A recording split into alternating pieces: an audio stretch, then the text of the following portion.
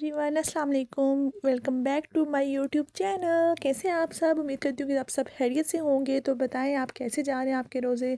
मेरे तो अल्हम्दुलिल्लाह बहुत अच्छे जा रहे हैं और रबीका के भी अच्छे जा रहे हैं। वो भी यही कह रही है कि टाइम का तो पता ही नहीं चलता, बस काम करो तो एकदम अफ्तारी का टाइम आ जाता है। अल्हम्दुलिल्लाह रबीका अपनी सास के लिए कुछ स्पेशल बनाने वाली है। कह रही है कि गैस का इशू है, वो जो आग लगी थी नीचे, तो उसके बाद ऐसा हुआ था क्योंकि गैस का इशू आ रहा है।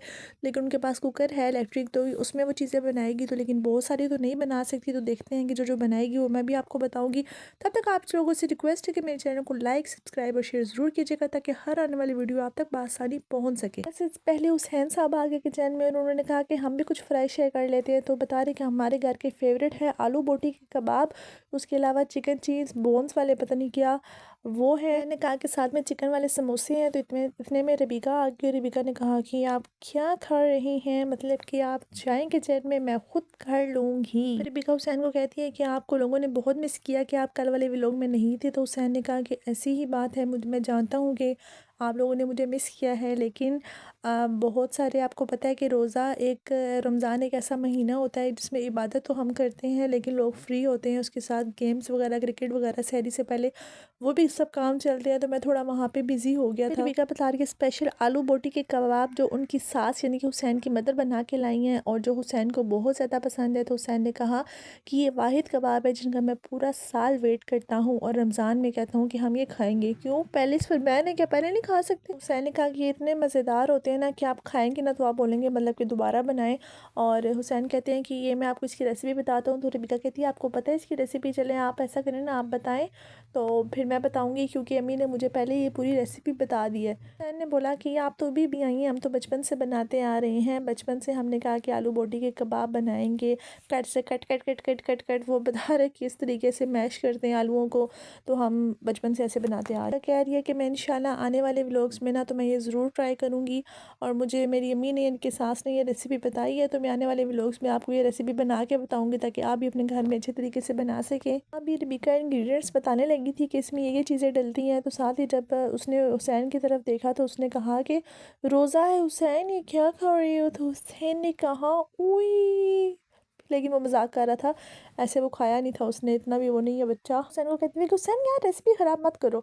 उसके बाद वो बता रही कि आपने आलू लेने हैं, चिकन लेने हैं और वो जो सब्ज़ मिर्चें होती हैं ना जो दाल में डलती हैं। तो हुसैन ने कहा कि वो मिर्चें इसमें डलती हैं स्पाइसेस के लिए, मिक्स होकर वो बहुत अच्छा टेस्ट देती हैं, ये नहीं कि बहुत तेज़ हो जाती है। यार मैं भी आपको क्या बताने लग पड़ी। वो कह रही है ना दीपिका कि मैं आपको बताऊंगी अगले व्लॉग में या किसी भी टाइम बना के, तो फिर आपको मैं भी दोबारा बता दूंगी कि जब वो रेसिपी बनाएगी। इस तरह मैं क्या है कि एक कप चीज़ बताऊँ, छोड़े आगे का देखते हैं वो क्या कह रहे हैं। यहाँ पे कह रही थी ना कि आपने अंडे और ब्रेड क्रम्स की ना इसकी कोटिंग करनी है। तो फिर आपने इसे फ्रीज़र में रख देना है और जब फ्रीज़र में रखने के बाद दोबारा से इसे अंडे और ब्रेड क्रम्स की कोटिंग करनी है और उसके बाद फिर इसे आपने फ्राई करना है, डीप फ्राई करना है। तो ये बहुत मज़े के बनेंगे। तो हुसैन साहब फिर आगे रबीका को कहते हैं कि चले पहले मुझे आप बता देना कि मैं जा रहा हूँ फ्रूट लेने, तो बताएं कि आप फ्रूट्स में क्या क्या लाना है। तो वो रबीका वो बता दिए कि आप ले आए बनानास, ले आए एप्पल, ले आए और अमरूद ले आए। तो और पता नहीं एक और क्या बोल रही थी। और रबीका यहाँ पे किचन में आ चुकी है। रबीका ने कहा कि मेरी जो नंद है वो मेरी हेल्प करवाने के लिए आ गई है, वो यहाँ पे समोसे फ्राई कर रही है और लेकिन गैस का थोड़ा इशू है। नहीं तो रबीका कह रही है कि हम दोनों मिलकर करते, यानी आप एक चूल्हे पे करती, मैं दूसरे चूल्हे पे करती,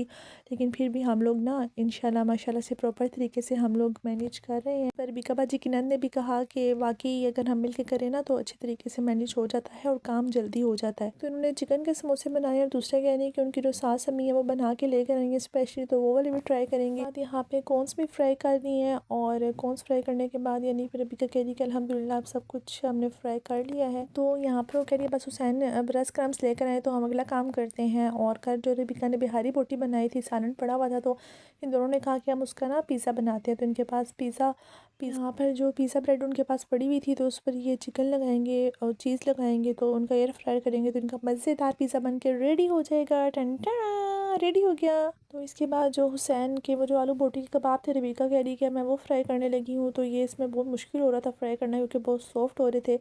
तो अपनी तरफ से कोशिश कर रही हूँ कि बहुत अच्छे तरीके से ये फ्राई हो जाए। कह रही थी आई होप सो कि जैसे अम्मी चलती हैं वैसे ही हो। तो यहाँ पर इनकी सारी इफ्तारी की तैयारी हो चुकी थी, माशाल्लाह से सब कुछ बहुत प्यारा लग रहा है। करते करते तो किचन का हाल तो वैसे ही बेहाल हो जाता है और इफ्तारी के बाद तो माशाल्लाह से जो बर्तन होते हैं ना वो तो फिर साफ़ करते करते इशा की अज़ान ही हो जाती है बीच में धोते धोते। लेकिन कोई नहीं, अल्लाह पाक के हुक्म से सब कुछ हो जाता है, यही रमज़ान की बरकतें हैं, सारे मिल बैठ के खाते हैं, बर्तनों का क्या धुल जाते हैं। इफ्तारी के बाद जो हुसैन ने कहा कि बताएं कि मैं सबसे पहले क्या ट्राई करूँ, तो रबीका ने कहा कि आलू बोटी के कबाब खाएं, और अब वो आलू बोटी के कबाब खाने लगे हैं और अभी ये वो मुंह में डालने लगे हैं। बिस्मिल्लाहिर्रहमानिर्रहीम।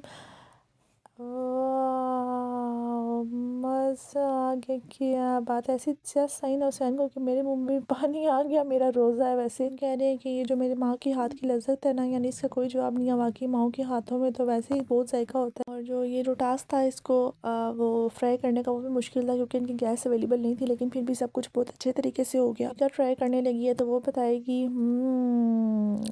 बहुत मज़ेदार, बहुत मज़ेदार। रबीका कह रही है उसे भी बहुत पसंद आए। वो यहाँ पे इफ्तारी कर चुकी थी और कह रही थी कि सब कुछ बहुत मज़े का बना था। तो मेरी वीडियो अच्छी लगे लाइक सब्सक्राइब और शेयर ज़रूर कीजिएगा। दुआ में याद रखिएगा। मिलते हैं नेक्स्ट ब्लॉग में। अल्लाह हाफ़िज़।